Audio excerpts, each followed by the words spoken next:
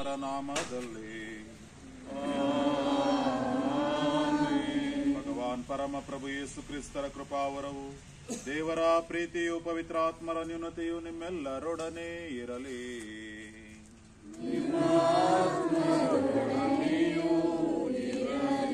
ಸಹೋದರ ಸಹೋದರಿಯರೇ, ಪ್ರೀತಿಯ ಮಕ್ಕಳೇ, ಸಂತ ಅಂತೋಣಿಯವರ ಹಬ್ಬವನ್ನು ವಿಜೃಂಭಣೆಯಿಂದ ಆಚರಿಸುವುದಕ್ಕಾಗಿ ನಾವೆಲ್ಲರೂ ಈ ಧ್ವಜಸ್ತಂಭದಡಿ ನಿಂತಿದ್ದೇವೆ. ಈ 3 ದಿನಗಳ ಸಿದ್ಧತೆಯಲ್ಲಿ ನಾವೆಲ್ಲರೂ ಈ ಧ್ವಜವನ್ನು ವೀಕ್ಷಿಸಿ ಧ್ಯಾನಾಸಕ್ತರಾಗಿ ದೇವರನ್ನ ಮಹಿಮೆ ಪಡಿಸೋಣ. ಈ ಧ್ವಜದೊಂದಿಗೆ ನಮ್ಮ ಹೃದಯಗಳು ದೇವರ ಕಡೆಗೆ ಇರಲಿ ಎಂದು ಪ್ರಾರ್ಥಿಸೋಣ. ಯೆಶಾಯ ಪ್ರವಾದಿಯ ಗ್ರಂಥದಿಂದ ವಾಚನ.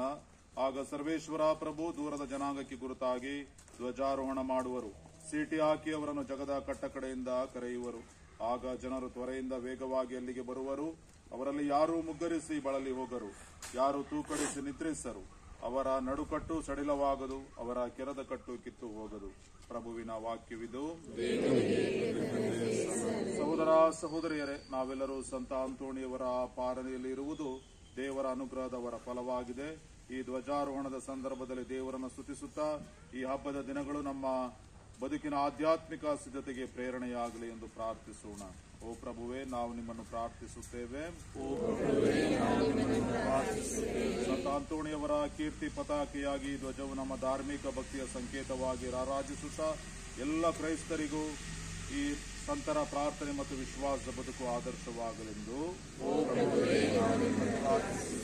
ಈ ಧ್ವಜವನ್ನು ವೀಕ್ಷಿಸುವ ಭಕ್ತಾದಿಗಳು ಈ 3 ದಿನಗಳ ಭಕ್ತಿಪೂರ್ವಕ ಪೂಜಾ ವಿಧಿಗಳಲ್ಲಿ ಸಕ್ರಿಯವಾಗಿ ಭಾಗವಹಿಸಿ ತಮ್ಮ ಬದುಕಿಗೆ ಬೇಕಾದ ತೃಪ್ತಿ ಮತ್ತು ಆಧ್ಯಾತ್ಮಿಕ ಶಕ್ತಿಯನ್ನು ಪಡೆಯುವಂತೆ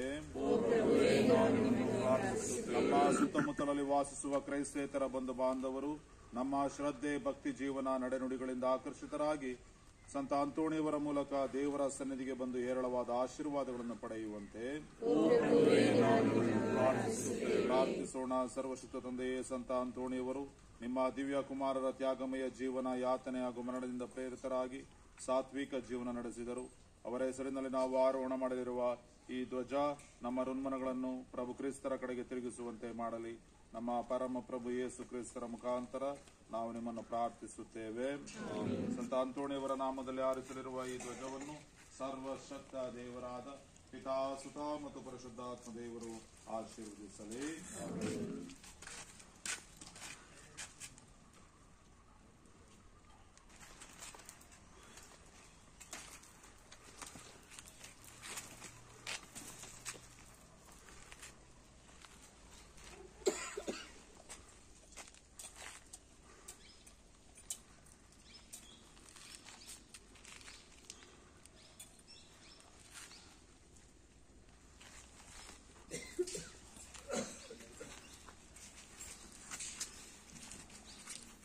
ಸ್ವರ್ಗದಲ್ಲಿರುವ ನಮ್ಮ ತಂದೆಯೇ, ನಿಮ್ಮ ನಾಮ ಪೂಜಿತವಾಗಲಿ,